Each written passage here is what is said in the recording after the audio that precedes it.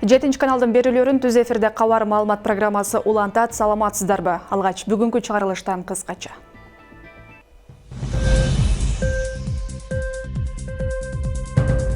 Чек ара боюнча чечилген жагдайлар. Камчыбек Ташиев элге түшүндүрмө берүүдө. Кылмыш жоопкерчилигинен каражат менен кутулгандардын кадыры түштү. Алар чыныгы коррупционер экенин моюнга алууда. Уурууну орду түлмө. Ачыгын айтам. Ири суммадагы айлык маяна каршы чыккандарга кадалган профсоюздун кызматкеринин аракети сынга кабылды. Сыймык Жапикеев кайрадан кызматка дайындалды.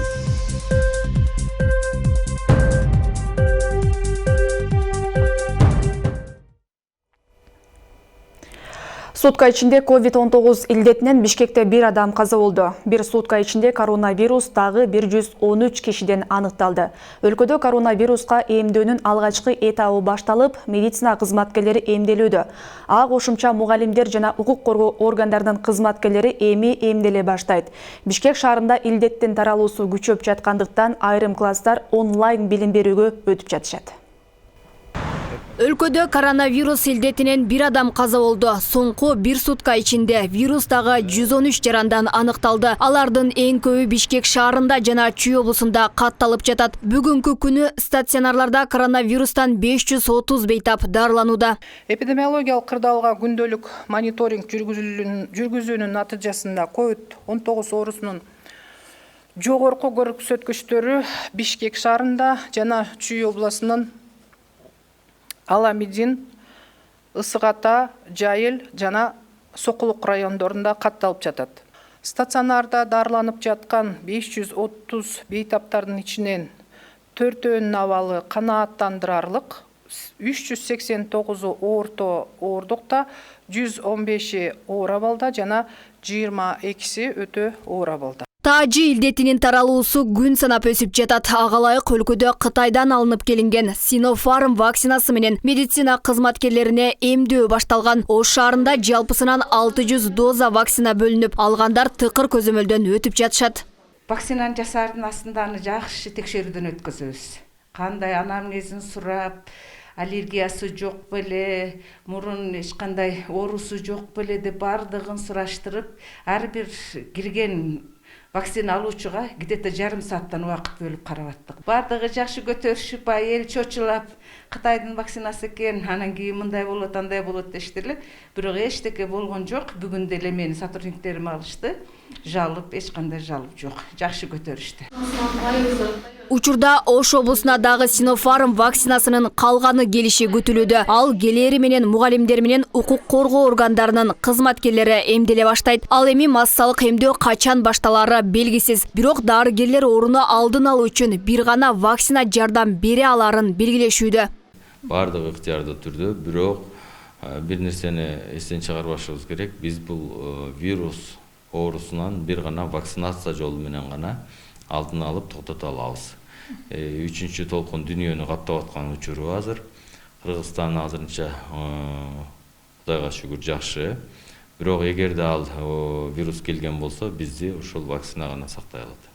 Пандемия башталгандан бери дүйнөдө коронавируска каршы бир катар вакциналар иштелип чыгып, тескери реакция берген учурлар да жок эмес. Мындан улам көпчүлүк жарандар Кытайдан келген вакцинаны алуудан кооптонуп жатышат. Ал арада саламаттыкты сактоо министри баш болгон жооптуу кызмат ээлери эмдөөдөн өтсө да ишенбөөчүлүк токтогон жок. Кытайдын вакцинасы негизи ошол жерден кандай десем таркады. Азыр биз анын вакцинасына ишенбейбиз. Мен чынында өзүм жекече оюм да. Кимдер алып атканда кандай таасир болуп атат, аны да көргөнүбүз жок да. Тескеридир. Может, чында эле баягындай вируска каршыдыр. Бирок мен албайм. Мен албайм. Кытайдык экен. Москваныкы, Россияныкы алат элекпиз. Госслужащийлерге берсен, анан жалпы элге берилгенде, анан ошого карап туруп алабыз. Кыргызстанда коронавируска каршы вакцинанын биринчи дозасын бир күндө 100 адам алган. Бишкекте коронавирус жуктургандардын саны өсүп, эпидемиологиялык кырдаал начарлап жаткандыктан 1 апрелден тарта 6, 7, 8, 10 класстын окуучулары онлайн окууга өтүшөт. Калган класстар кадимки тартипте мектепке барып окушат. Алмагүл Эркебай кызы, Бекмамат Султанов, 7 канал, Ош. Мамлекет башчы Садыр Жапаров Бириккен Улуттар уюмунун баш катчысынын Борбор Азия боюнча атайын өкүлү Наталья Герман менен жолугушту. Жолугушууда биргелешип кызматташуунун актуалдуу багыттары, өлкөдөгү коомдук саясий процесстер жана эпидемиологиялык кырдаал боюнча пикир алышуу болгон. Садыр Жапаров бүгүнкү күндө өлкөдө кырдаал туруктуу экенин, Конституциянын жаңы редакциясын кабыл алуу боюнча референдум өткөрүүгө даярдыктар көрүлүп жатканын баса белгилеген. Өз кезегинде Наталья Герман Бириккен Улуттар уюмунун башкы катчысы Антонино Гутерриш Борбордук Азия чөлкөмүндөгү айрыкча Кыргызстандагы процесстердин өнүгүшүнө кылдат байкоо жүргүзүп жатканын айтты. Ал кыргыз тарапты эл аралык өнөктөштөрү менен биргеликте аргасыздан чет өлкөдө калган 79 баланы Ирактан кайтаруу боюнча гуманитардык операциянын ийгиликтүү ишке ашырылышы менен куттуктады. Кыргыз Республикасынын Коопсуздук кеңешинин катчысы Рыскелди Мусаев Кытай Эл Республикасынын Тышкы иштер министринин тышкы коопсуздук боюнча атайын өкүлү Чен Гопин менен видеоконференция аркылуу жыйын өткөрдү. Иш-чарага ошондой эле Кытай Эл Республикасынын Кыргызстандагы атайын жана ыйгарым укуктуу элчиси Ду Девен катышты. Ведомстволук органдар аралык кылмыштуулукка, терроризмге жана экстремизмге каршы күрөшүү, региондо коопсуздукту камсыз кылуу чөйрөсүндө эки тараптуу кызматташтыкты өнүктүрүү жана чыңдоо маселелери талкууланды. Чечме булагын Өзбекстандын жана Кыргызстандын жарандары бирдей пайдалана алат. Мындай убаданы Улуттук коопсуздук мамлекеттик комитетинин төрагасы Камчыбек Ташиев Баткен эли менен жолугушуу учурунда айтты.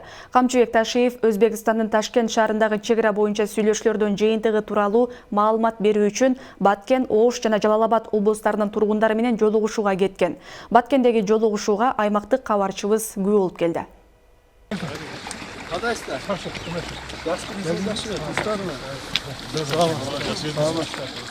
УКМКнын төрагасы Камчыбек Ташиев чырга себеп болуп эки элдин талашуусун жаратып келген Чечме булагына барды. Ал жерге Өзбекстандын бийлик өкүлдөрү да келген. Чек ара маселеси чечилүүсүнөн үмүт артып турган чечмеликтер булак Кыргызстандын аймагында турганын жүйө келтиришти. Кыргыздар сууду чыгарып, атканын кече 70-60 жылдардан барып, бери Өзбекстанга бере баштаганбызда, Союз учурунда. Бул жерде ошол чоңотулган бүт мүрзөлөр турат. Булак менен жеринде таанышкан Ташиев андан соң Кадамжай районундагы Бирлик айыл аймагында эл менен жолугушууга жөнөп кетти. Өкмөт үйүндө УКМКнын төрагасы менен жолугушууга 300дөн ашуун эл чогулду. Мында чогулган элден келген суроолордун биринчиси Чечме айылындагы жайгашкан Чечме булагынын тагдыры тууралуу болду. Бүт фактылар боюнча биздин территорияда турат. Ал жерде эч кандай Өзбекстан тургундары жашаган эмес. Жакынкы 20-30 жылда 3-4 этап менен биздин ошо кээ бир бийликтеги мекенчил эмес адамдардын өзүнүн элине кайдыгер караган кадамдарынан, жеке курсагынын айынан келип жетип келишти. Биз буга жол бербешибиз керек. Чек араны тосуп, как положено, биз бир Кудайдан коркобуз. Биз чек араны тосуш керек и все. Келсе келип сууну ичип кете берсин. Эрте жаз келип сугат иштери башталган учурда Чечме айылынын тургундары сууну толук пайдалана албай келет. Булакка сууну буруу үчүн келген мезгилде кошуна өлкө тараптан каршылык болуп жатканын айтышты. Камчыбек Ташиев жергиликтүү тургундардан келген суроолорго жооп берип жатып, бул боюнча мамлекеттик сүйлөшүүлөр болгонун жана анын суусун эки өлкөнүн жарандары пайдаланууга уруксаат берилерин айтты. Мындан улам өткөн жылдагыдай улут аралык чыр болбойт деп ишендирди. Ызычуунун кереги жок, уруш талаштын кереги жок, талаш тартыштын кереги жок. Эки мамлекеттин эмеси жанагы мамилеси жакшы болуп аткан маалда, эки мамлекет бири-бирине жакшынакай көңүл караш болуп аткан маалда бул маселеде Кудай кааласа чечилип калар. Мейлиби эң башкысы азыр эч ким силерге мындай тоскоол болбойт. Мына жигит инибиз айткандай, эч ким тоскоол боло да албайт. Кирип колдонуп эме кыла бериңиздер азырынча. Анан Кудай кааласа жакында чечебиз. Жолугушууга келген эл чек ара маселеси менен гана токтоп калган жок. Кадамжай районундагы Чечме айылы аркылуу Өзбекстанга аткезчилик жол менен өтүп жаткан товарларды токтотууну өтүнүштү. Камчыбек Ташиев бул боюнча тийиштүү кызматтарга тапшырма берип, маселени жеринен чечти. Авам айткан жер действительно ачык болсо, ошол жерди кайра жапкыла. Бүгүн барып керек болсо ошол жерге пограничтерди коюп коебуз. Макулбу? Зымдоорду восстановить этип, пограничтерди коюп койгула. Эч кандай контрабанда башка болбойт. УКМКнын төрагасы менен жолугушууга келген эл чечүүнү талап кылган суроолорду жеринде Камчыбек Ташиевке бере албай калганын айтып, биздин канал аркылуу жеткирип коюубузду өтүнүштү. Анда Кыргызстандын аймагындагы Шаймардан анклавынын аянты күн санап кеңейип жатканын айтышты. Күндөн күнгө Шахмардан анклавы чоңоюп барат. Кандай бир себептер менен чоңоет түшүнбөйбүз. Башка жерлерге алмашытабыз дейт, элди успокоить этет. Алмашкан жерин биз толкун билбейбиз. Ошондой маселелерге элди комиссиянын составына кошкула деп качантан бери ошол башталгандан бери, делимитация башталгандан бери чыркырайбыз. Бир да элдин атынан бирөөдү кошпойт. Буронов былтыркы жылы келип, ошол чечимиде чыккан чырдан кийин келип бизге жаңы мектеп курууга курулат деп убада берип кеткен. Чек арадагы жаштарды кандайдыр бир нерсеге алаксытуу керек. Себеби өтө жаштар агрессивдүү болуп кетип жатат. Бир чыр чыкса ошол жерге жетип барат баары элечи. Алаксый турган эчтеке жок айылда. Албетте спортзал бул чек арада жашаган эл үчүн, жаштар үчүн өтө керек нерсе. Ошондуктан спорт залы менен актовый залы менен мектеп деп убадаланган, бирок эмнегедир башталбай турат. Ошону биз көптөн көп суранабыз, мектепти баштап ушул тез аранын ичинде бүткөрүп берсе. Өткөн жылы Чечме булагын Чечме айылынын тургундары ашар жолу менен тазалап жаткан учурда Сох анклавынын Чашма айылынын тургундары келип, бул булак биздики деп чыр чыгарышкан. Окуя эки тараптуу таш ыргытуу менен коштолуп, 250дөн ашуун жаран аркандай жараат алган. Бир жаран алган оор жаратынан улам каза болгон. Ал эми Чечме айылынын тургундарын бир турак жайы мал сарайы менен толук өрттөнүп кеткен. 7 унат талкаланган. Айжамал Мурзадолат кызы, Жыргалбек Абдижалил уулу, 7 канал, Баткен. УКМК төрагасы Камчыбек Ташиев жана өкмөттүн чек ара маселелери боюнча атайын өкүлү Назирбек Бөрүбаев кыргыз-өзбек мамлекеттик чек арасынын чечилиши боюнча элге маалыматтык түшүндүрүү иштерин жүргүзүүдө. Мындай жолугушуу бүгүн Ош облусунун Кара Суу жана Өзгөн райондорунда дагы уланып, элдер менен жолукту. Бүгүн УКМК төрагасы Камчыбек Ташиев Өзгөн районунда жергиликтүү эл жана Кара Суу районунун тургундары менен жолугушту. Мында Кемпирабад суу сактагычынын айланасындагы маселе боюнча жергиликтүү элге өзү түшүндүрүү иштерин жүргүздү. Жолугушуу жыйынына жалпы 200дөн ашык жарандар чогулган. Алардын баары мына ушул Кара Суу Өзгөн районундагы Кемпирабад суу сактагычынын чектеш жайгашкан 6 айыл өкмөттүн жарандары. Конечно, баштай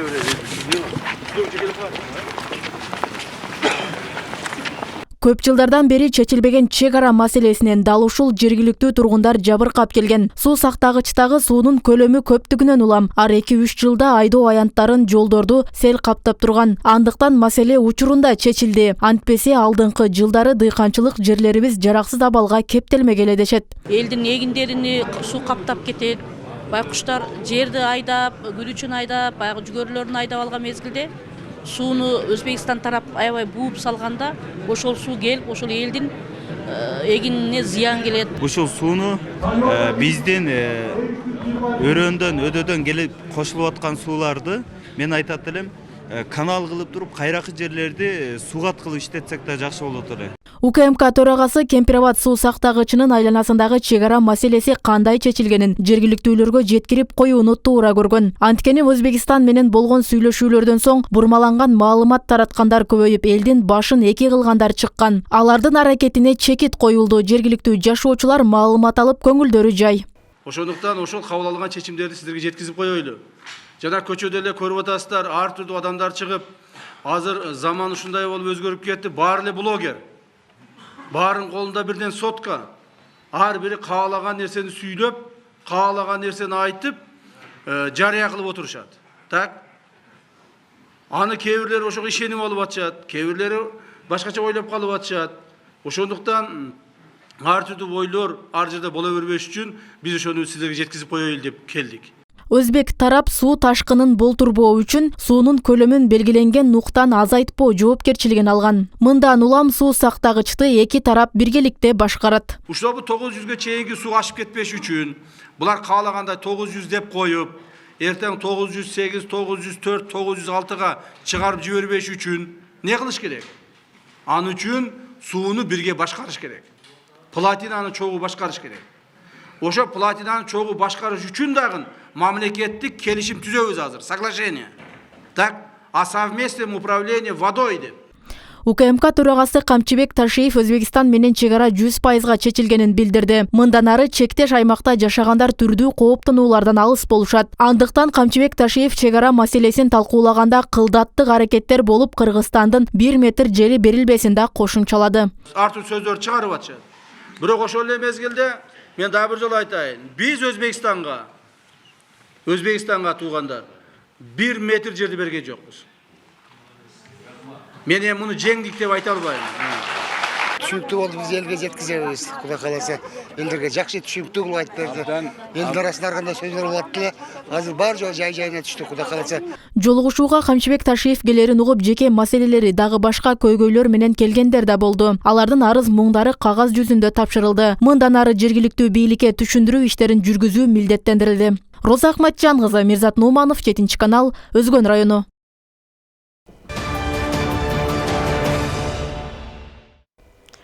Ички иштер министринин мурдагы кызматкери жана бизнесмен Жалил Атамбаев мамлекетке келтирген 100 миллион сом зыянды толугу менен төлөп берди. Атамбаевке карата мыйзамсыз баюу беренеси менен кылмыш иши ачылган.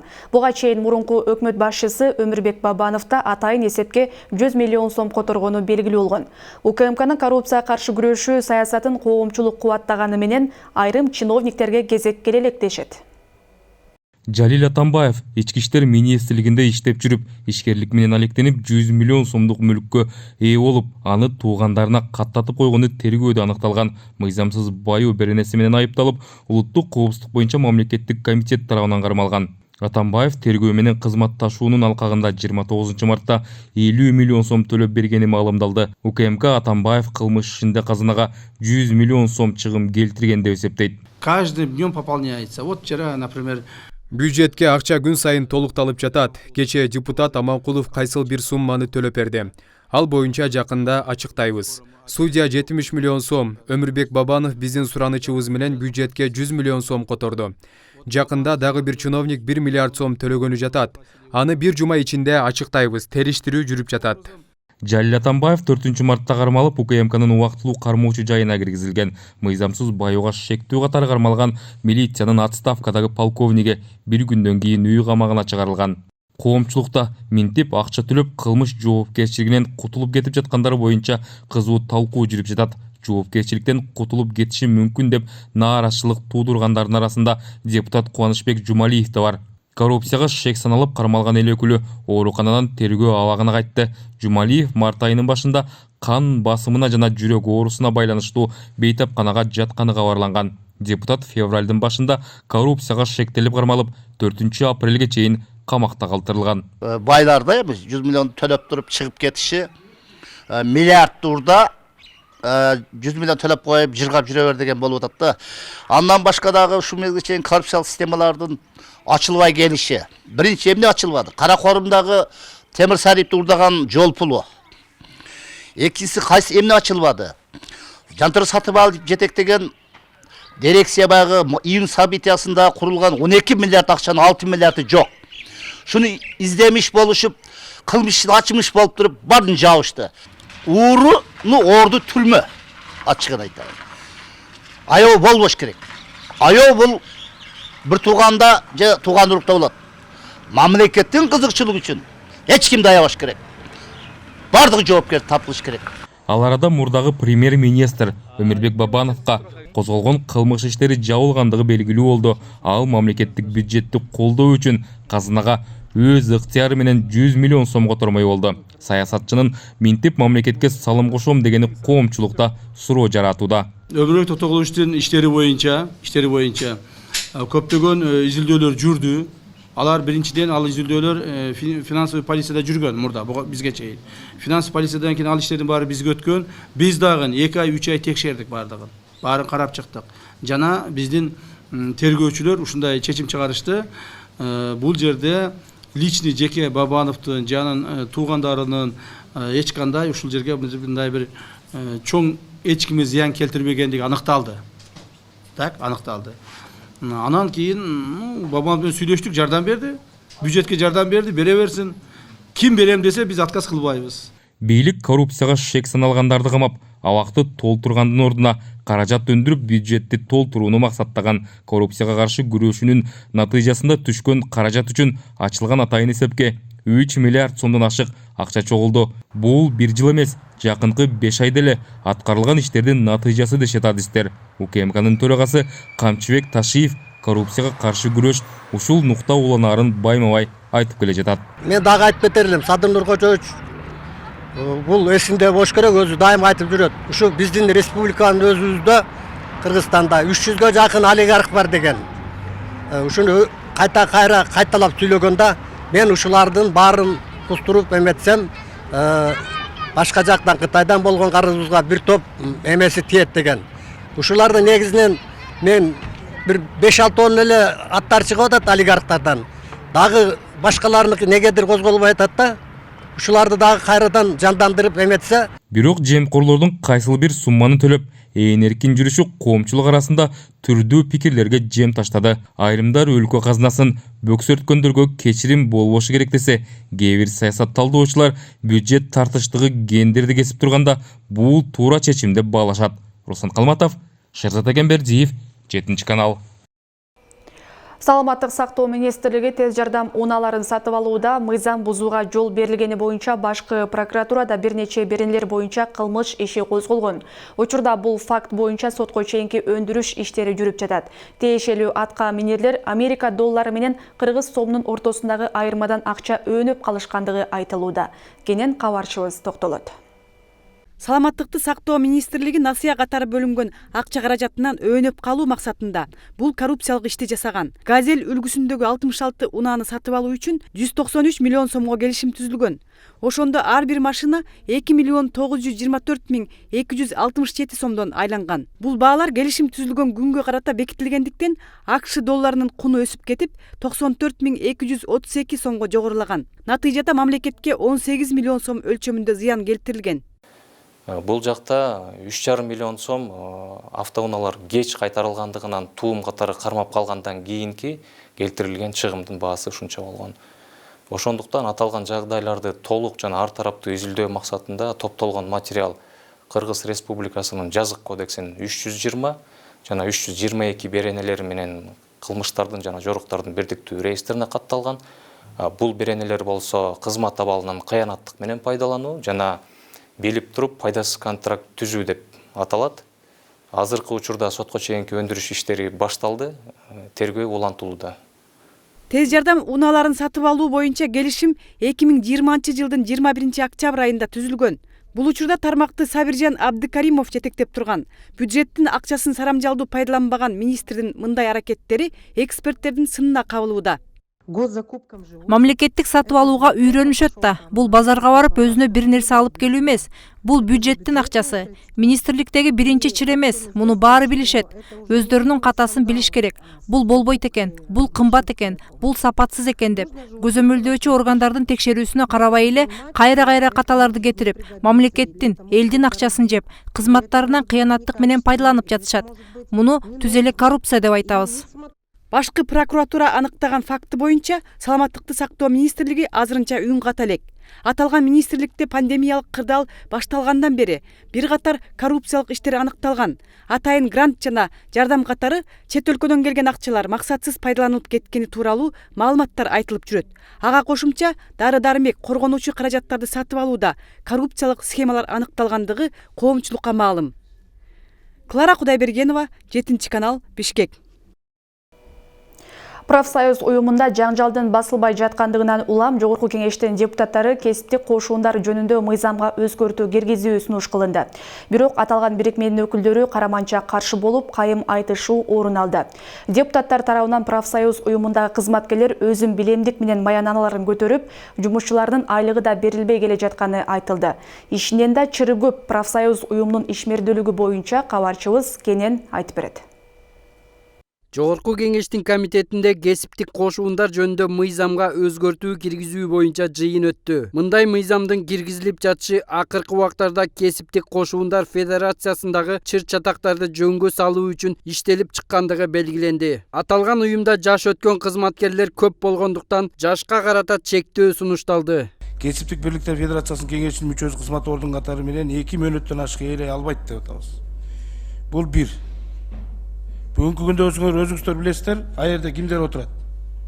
Ал жерде 80ге чыккан, 80ден ашып калган адамдар отурат, биздин жарандарыбыз. Мен алардын аттарын айтып, ана мындай тигиндей дегенден алысмын, бирок өзүңүздөр билесиздер, алар отурат бүгүнкү күндө. Бирок профсоюз бирикмесинин өкүлдөрү депутаттардын мындай сунуштарына каршы пикирин билдирип келет. Депутаттардын айтымында профсоюз уюмунда коррупциялык иштерге да жол берилип, 52 кылмыш иши козголгон. Андыктан кесиптик кошуунга деп элдин айлыгынан чогулган акчанын отчету ачык болушу керектиги белгиленди. Ошондой эле профсоюз уюмундагы тармактардын төрагаларынын айлыктары 200 000 сомго жетсе, мүчөлөрү 1 жылдан бери маяна албай жүргөнү айтылды. 52 деп айтып атам мен, Уголович козголуп тур деп.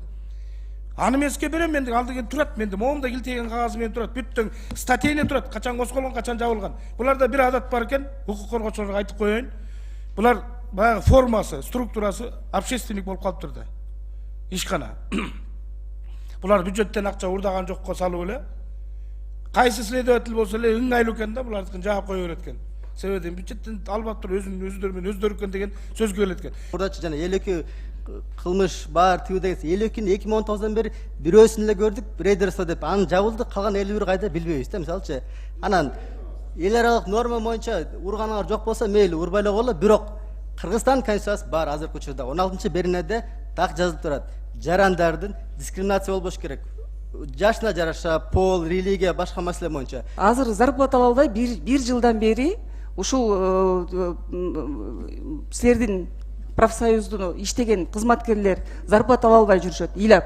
Ал дискриминация эмеспи? Ал адам укугун тебелөө эмеспи сиздин оюңуз боюнча? Кесиптик кошуундар уюмунун өкүлү мыйзамга өзгөртүү кире турган болсо, эл аралык келишимдер бузула турганын белгилеп, депутаттар туура эмес багытта бара жатканын эскертти. Ал арада депутат Кожобек Рыспаев кесиптик уюмдун өкүлү Элдияр Карачаловдун сөзүнө териктиби айтоор, экөөнүн ортосунда кайым айтышуу орун алды. Чогулуп чечип атпайсыңар, федерациялардын башчысы bir paradek alıp geleyim desele 29'lar çoğul alayım, nide vere görsötüp atpaysan. Murda 26 çeşitli bir adam çeçsin degenge alıp baratpayсыздар го. Bir adam ne üçün çetken? Президенттин да андай карым укугу болбойт. Президентке вето кылсаңыздар болот, Кыргызстан профсоюз федерациясынын жаңы төрагасы. Каерде bir adam çetsin деп жазылып турат, Норманы карасаңыздар. Съезд менен деп. Правовая клиника адилет берген эле силерге. Sen менин баскан жолумду басып көр биринчи. Bir üstü bekесин баспай туруп кыйын болбой бергел ал. Эмнеге басып көрдүң? Эмнени кылдың эле кыйратып? Эчтеке кылган эмессиң сен, профсоюз менен жүрөсүң кыйкырып эле көчөдө. Келип алып туруп берге сөз талашасың. Силерге окшогон популист деп, оозуңа карап сүйлө. Популист тапкан экенсиң сен берден. Профсоюз уюмунун дарегине айтылган сындар өтө көп. Аталган уюм мамлекетке пайдасын келтирбей эле коррупциянын уюгуна айланып кеткени белгиленүүдө. Андыктан кесиптик кошуундар уюмундагы коррупцияга жол берген кызматкерлерди жоопко тартуу талабы да айтылып келет. Жанагында 250-300 миң сомдон айына айлык алып аткан бул эмне бул вообще ойго сыйбаган иш да. Ушундай дагы айлык алып, ушундай буларды жөнүнө кайра акчасын төлөтүп туруп, буларды мыйзамдуу түрдө бир мыйзам закон киргизиш керек го деп ойлойм камаганга. Кесиптик кошуун жарандардын ыктыяры менен түзүлгөн коомдук негиздеги көз каранды эмес бирикме. Маалыматтарга ылайык бирикменин жалпы бюджети 1 миллиард сомдон ашат. Андан улам профсоюз уюмуна көз арткандар көп болуп, кесиптик кошуундар бирикмесинде утур-утур чыр чыгып турат. Сапар Акунбеков, Көчөр Кубанычбеков, 7-канал, Бишкек. Өкмөттүн буйругу менен жоюлган финансы полициясынын мурдагы жетекчиси Сыймык Жапакеев Ысык Көл облусунун прокурору болуп тайындалды. Тиешелүү буйрукка башкы прокурор Курманкул Зулушев бүгүн кол койду. Маалыматты башкы прокуратуранын басма сөз кызматы ырастады. Буга чейин Зулушевдин Жапакеев тууралуу буйругунун көчүрмөсү интернетте тараган. Быйыл февралда премьер-министрлик кызматка Улукбек Марипов келгенде өкмөттүн курамындагы мекемелер 48ден 16га азайтылган. Анын ичинде октябрь айындагы митингдин модераторлорунун бири болгон Сыймык Жапакеев жетектеген экономикалык кылмыштарга каршы күрөшүү боюнча мамлекеттик кызмат жоюлган. Жапакеев бул орунга 2020-жылдын октябрь окуяларынан кийин келген болчу.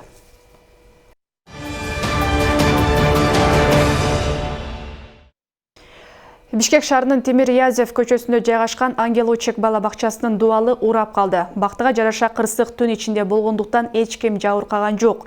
Имараттын ишканасынын дуалы урап калышына анын жанында курулуп жаткан көп кабаттуу турак жайдын курулушу себеп болду дешет бала бакчанын кызматкерлери. Алардын айтымында көп кабаттуу турак жайдын котлованы бала бакчага өтө жакын казылгандыктан ушундай окуяга алып келген.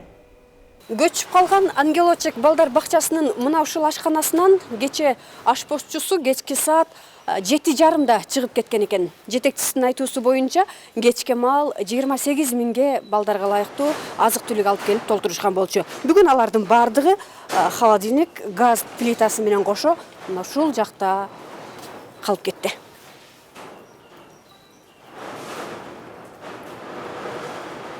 Көз жашын тыя албаган бакчанын жетекчиси кырсык ашканада балдар же ашпозчу бар кезде болсо кантмекмин деп боздойт. Ар бир ата-эне үчүн баладан өткөн эмне бар? Алардын коопсуздугу ишкер үчүн дагы чоң жоопкерчилик. Бул жакта бизде ата-энелер эсли кичинекей эле мындай тыртык болуп, баласынын бети кичине эле аймалып калса, бизге канча ызы-чуу чыр чыгарышат да, эсли бул кулап түшкөндө мен билбейм эмне болмок.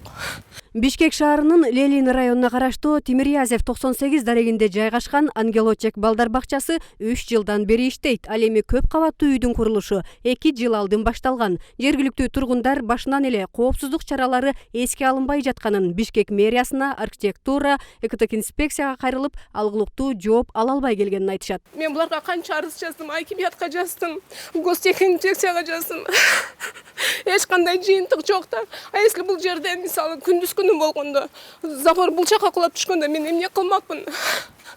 Курулуштун экинчи тарабында дагы ушундай эле абал. Турак үйдүн дарбазасы кулап, суу түтүгү иштен чыккан. Башында оңдоп беребиз деген прогрупп курулуш компаниясы кийинчерээк таптакыр эле баш тартып койгон. Как городской архитектура разрешение берет, госэкспертиза заключение кандай берет, когда есть нарушение на лицо. Вот. Бул жер бакчанын жанында алдында жайгашкан жеке турак жайдын имараты. Өзүңүздөр көрүп тургандай бир жак дубалы көчүп түшкөндүгүнө байланыштуу. Андагы каражаттарды ошол курулуш компаниянын өкүлдөрү чыгарып, короосуна мынамытип киргизип беришкен. Аталган курулуш компаниясына кайрылып, тийиштүү бардык документтерибиз бар деген жооп алдык. Эң акыркы болуп берилчү мамлекеттик экспертизанын корутундусу дагы колунда экен. Бул маалыматты Бишкек шаардык архитектура кызматы тастыктайт. Бала бакчанын жана кулап калган ашканасынын документи жок. Ал жакка ашкана курууга уруксат берилген эмес эч кандай. Ал жак эски сарай болгон. Ал эски сарайды биз кухня ашкана кылып жасаш үчүн тийиштүү документтер керек болчу. Бизде долбоордун негизинде 1,5 метр каралган. 1,5 метр болбогондугу үчүн кулап калып атат да, ашкананын жарымы кулап калып. Жок, ал жакта 1,5 метр каралган. Аябай түбүндө курулган эмес. Долбоорлор боюнча 1,5 метр каралган. А курулуп жатканда көзөмөлдү тийиштүү органдар карайт. Мындан улам картага кирбей калган ашкананын коопсуздугу каралбай калабы деген суроо жаралат. Экологиялык жана техникалык коопсуздук боюнча инспекция аталган курулуш компаниясына уруксат кагазын бербегенин, тескерисинче учурда соттошуп жатканын билдирди. Документи боюнча бүт кагаздары бар деп атам, бирок биздин башкармалык биз ошол учурдагы баштап атканда курулушта биз ал объектинде сотко бергенбиз да. Азыр сот иштери жүрүп жатат. Азыркы отурум болгон буга чейин 20 апрелде сот иши болот. Курулуш компаниясы кулап калган ашкана алардын дарбазасы экендигин айтат. Анда дарбазасы бакча тарапка багытталып калмак. Мыйзам боюнча жеке турак үйдүн айнегинен жок эле дегенде 6 метр аралык сактоо керектигин архитектура кызматы өзү 1,5 метр деп кыскартып айтса, аларды көзөмөлдөөчү эч ким жок экендигине ынанбай кое албадык. Жылдыз Капарова, Көчөр Кубанычбеков, 7 канал, Бишкек. Ош шаарында жеке ишкер Акбура дарыясынын жээгин менчиктештирип алып, суу коргоо зонасына карабай менчик базар куруп алган. Эми ал базарга тротуарга чыгып соода кылган соодагерлерди жайгаштырууну көздөп, аларга басым жасап жаткан айтышууда. Жеке ишкер менен соодагерлердин ортосунда тараптуу пикир келишпестик пайда болгон. Эки тараптын кадамдары тең мыйзамсыз. Ал эми шаардык мэрия жеке ишкер менен сот иштери бүтпөгөндүктөн маселеге чекит кое албай келет.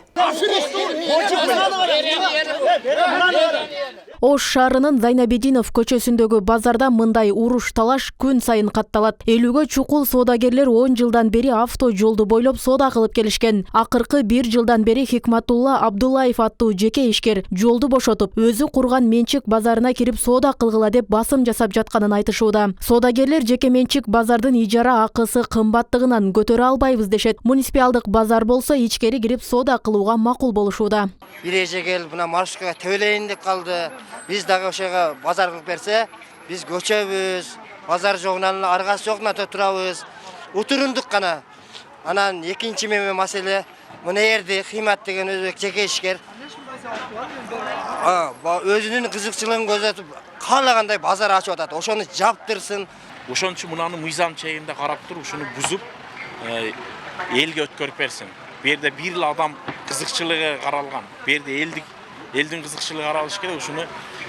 Ушуну бузуп туруп, ушул территория мамлекеттин Ош шаарынын жери, Ош шаарынын жери боюнча калсын. Элдин талабы ушул. Ээнсиреп жаткан көркөлөр жеке ишкер Хикматулла Абдуллаев курган жеке менчик базары. Өрт коопсуздук талаптарына жооп бербейт. Ак Буура дарыясынын жээгинде суу коргоо зонасында жайгашкан. Андыктан бул базардын курулушу да мыйзамсыз. Шаардык мэрия убагында менчиктештирилип кеткен Ак Буура дарыясынын жээгин бошотуу боюнча 10 жылдан бери жеке ишкер менен соттошуп келет. Бирок жыйынтыгы жок. Анткени айрым чечимдерди сот жеке ишкердин пайдасына чечип берген. 87-жылы суу коргоо зонасыны кодекси кирбей туруп, мен буларды менчикке алгам, союз месинде. Берсин сотко. Менде 156-та соттун чечими бар. 16-та Верховный соттун чечими бар. Мыйзамдуу, закону курулган объекттер госприемка болуп эксплуатацияга тапшырганга 20 жыл болду. Жеке ишкердин кысым басымына кабылдык деген соодагерлер чогулуп, шаардык мэрияга барууга аргасыз болушту. Алар шаар бийлигине ижара акыны бир адамдын чөнтөгүнө эмес, казынага төгөлү деген сунуш талапты коюшту. Базарга байланышкан иштер сотко ашырылгандыктан азыр жергиликтүү бийлик бир чечимге келе албай турат. Анын документи бүгүнкү күндө болуп жатат да. Анын документи бүгүнкү күндө болуп жатат. Ага карабай биздин экотек инспекция бүгүнкү күндө Ак Бууранын жээгине илешип кетет деп сноско берип атат.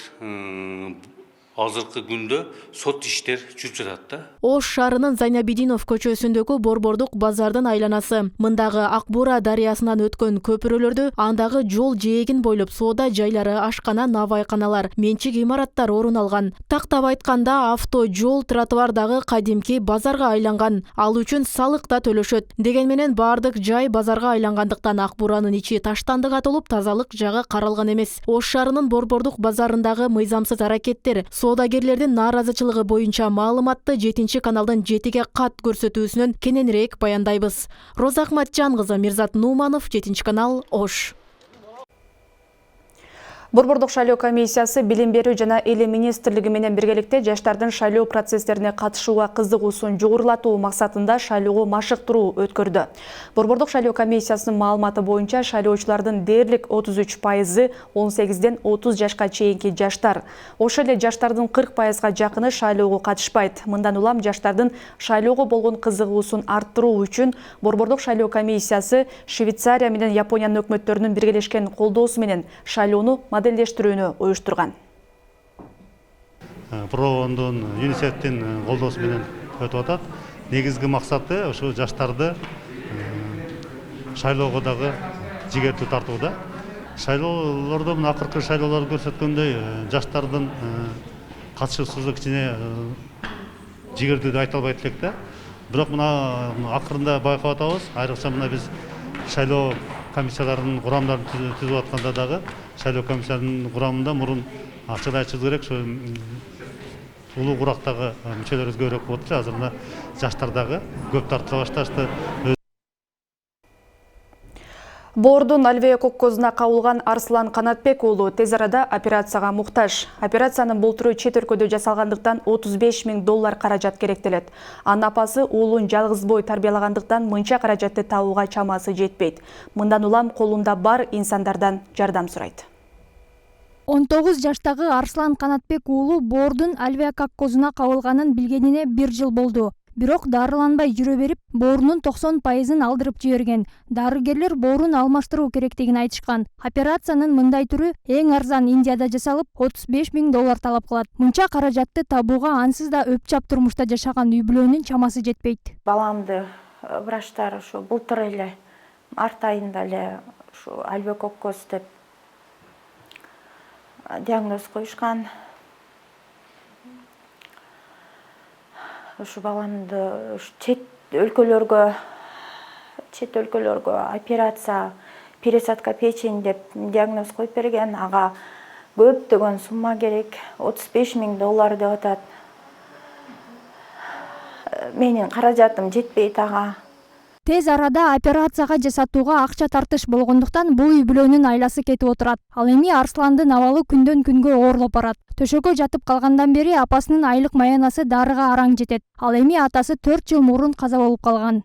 Ошо кыргыз элиме жардамы тийген, кыргыз элимдин керегине жараган бир ак халатчан, элимди дарылайын деп ак халатчан болоюн деген ой бар болчу.